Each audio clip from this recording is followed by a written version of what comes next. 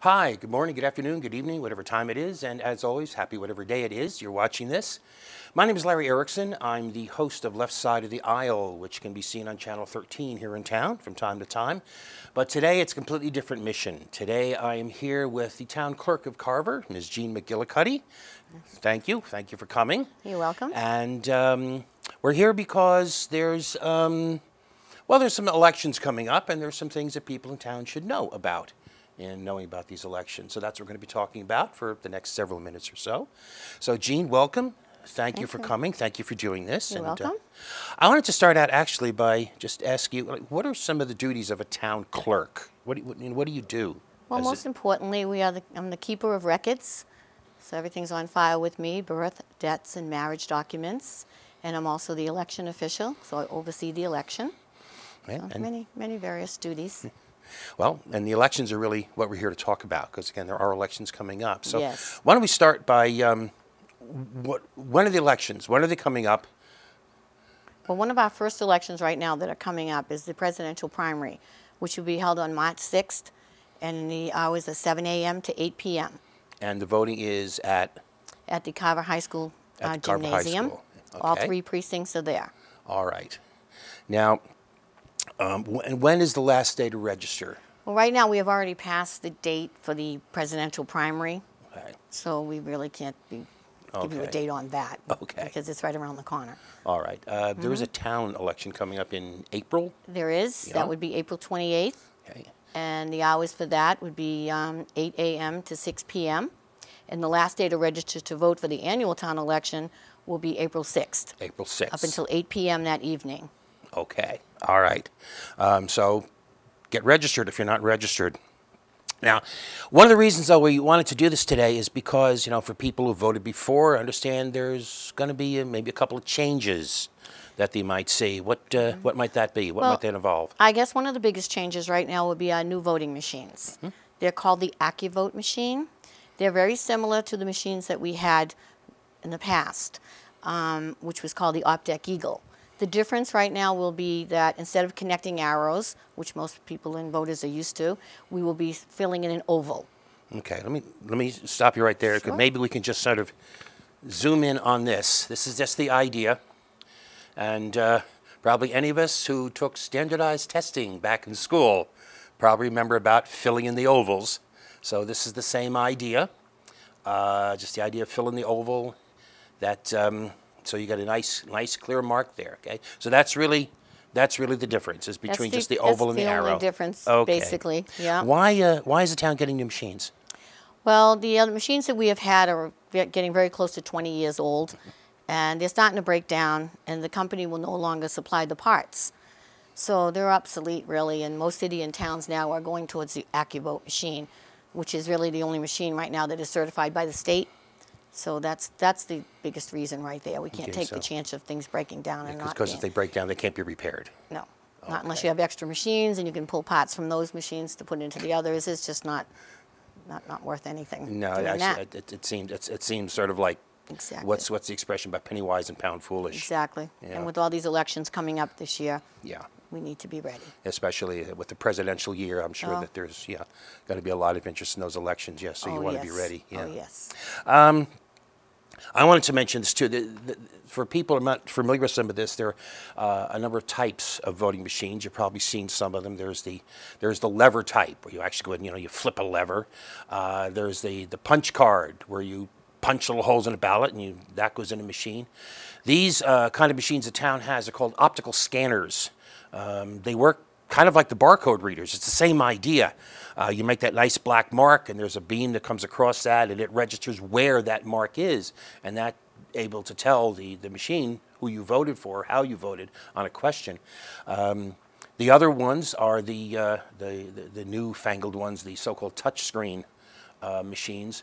These the advantage of the optical scanners, which is why I'm so glad Carver is using them, is of those types, according to the studies I've seen, they are the most accurate and the most reliable, and they're also a lot more secure than the touchscreen machines. So I'm very glad that Carver is using those. But Jean, you did say that you have like one for people who have problems with the regular ballot. Yes. Yeah. We have the AutoMark machine, Now, it was made for the sight impaired, but anyone can use this machine. And it really helps, like if you have, maybe you can't hold a pen or you have trouble writing, there's a touch screen there and the ballot will be done for you as you touch the machine.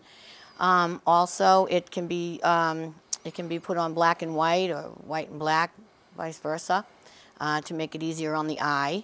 It also, you can zoom in, make the letters larger. It also has hearing, what do you call those? Assistance, well, just, yeah. Goodness, yeah. Yeah. The hearing things that you can put on your head. And it will talk to you and give the ballot, read the ballot for you and everything by just touching the machine. So if somebody wants to use a machine like that, is there somebody there who can assist them in yes, working we are this right thing? there. And I would encourage people to use it. It's just so much easier if you're having those kind of problems. And we do want you to vote, and we don't want you not to be able to, you know. And it's nice that you can do that independently with this machine rather than have someone help you sometimes, because you can see it much better. Good. Okay, so now there are probably, hopefully, people are going to be voting for the first time. Yes. When it comes. So why don't we just like walk through what will happen? You know, you walk in the door of the school. What happens? Okay, well, the very first thing right now is that when you come in to vote, whether you're a first-time voter or because we have some precinct changing going on in the lobby and at the front of the voting place, we're going to have your precinct there, so you can look at that board and see where your precinct is, so you go into the correct precincts, which we only have the 1, 2, and 3. If you're a first-time voter, when you come in, you will check in with our check-in people, and they will ask you for your address and all. And then you will have to show a form of ID. That's for first-time voters. Voter only. Okay. Yeah. So then you will be asked your address and then your name. And don't forget, you just told there have been some precinct changes. So even if you voted before, check anyway. Okay, just to be sure, just to be safe. Okay, so now you've checked in. Now what happens? And Okay, I know we're talking about the primary day here. Yes, we right are. now. Yes. Okay. So what happens then? Which is March 6th. Okay. So when you check in, then the clerk will give you a ballot. You'll go to the booth, and then you'll vote for your choice. This year, for the primary, there are 3 ballots. There's a Democratic ballot, a green rainbow, and a Republican ballot, and they're color-coded. If you are unenrolled, then you can choose which ballot you would like, whether it be the Democrat, Republican, or the green rainbow. When you choose that party, you will go right back to being unenrolled. It will not stay. If you choose Republican or Dem, you will not be registered that way. You will go back to your unenrolled again. And what if, I'm sorry, go ahead. No. So if you are registered unenrolled, you will have to declare that. Okay. And if you're registered then, say, as a green or a Republican or Democrat, what then? I mean, then that's the way you have to vote. Okay. You cannot get you don't have a choice. Okay, Unless you're so unenrolled. this is technically what's called a closed primary. In Yes, that it is. You have to vote within your party. But if you're Definitely. unenrolled, you can declare a party that day, but then go back to unenrolled. Exactly. Okay, and these, by the way, just get a quick look at these, is that these are just like, these are the sample ballots, just so you get an idea of what the ballots look like. They're all, you know, the same, pretty much the same except for the names.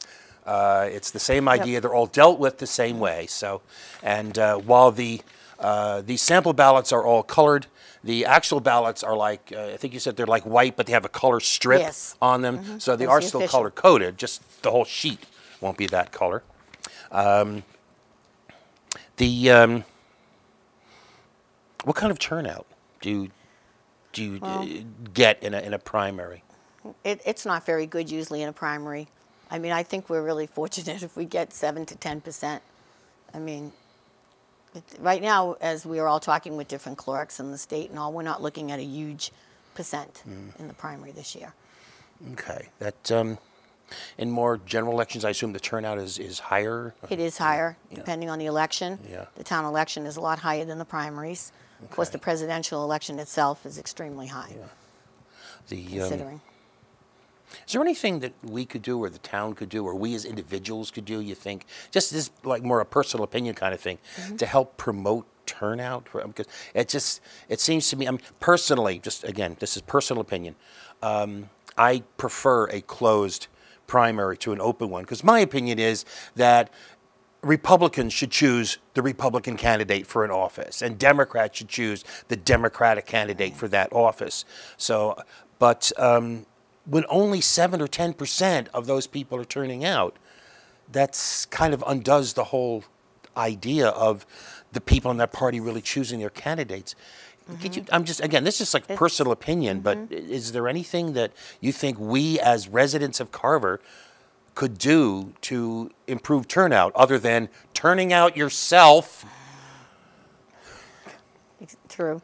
I guess the best thing for us to do is just to let people know whenever we can with signage, newspaper, whatever, let them know that this is a voting day, you know, and to get out some signs to show, vote today, vote today. Sometimes people forget, or if they're going away, we do have absentee voting. Okay, that's good to mention. Yes, and that's done all the way up until the day before at noontime. So if you cannot get to the polls, you can certainly absentee vote. Good. And that would add to that. Which sort of, in a way, raises the last thing I was going to ask you, which is there anything else that people should know? I mean, the option of an absentee ballot, if you're not going to be here on election day or can't, or are too ill or have some other problem, you can't get to the polls, that's one thing. Is there anything else that, that people should know about? As far as elections, I think we've covered most of it, I believe, really, with your absentee voting and then voting March 6th. And all our dates this year, and I will tell them that March 6th is your presidential primary, and then April 28th is our annual town election, and September 6th is our state primary, and then November 6th is our presidential election. So we're really going to be busy this year. And we also have, I would like to say, town meeting coming up. We have a special town meeting on Monday evening, February 27th, for some of you who don't know. And that would be at 7 p.m. in the Carver High School auditorium. Okay. Jean, thank you for coming. Oh, you're very Thank you for welcome. all this good information. That I have one more Yes, thing. absolutely. Sorry. Please, by all means. We also are now we're posting our meetings and our elections on our website. So please feel free to look in on our website at www.carverma.org. So that's new. Okay. .org? Yes, it is. Okay. I was just a little sure it was .org, not .gov. That's all. That's all. No. Okay. All right. Well, again, thank you for coming. And thank you for having me. Absolutely. And you get out there and you remember, you vote. All right? That's part of being the public too. All right. Thanks for coming. Thanks for watching. And we'll see you again. Bye.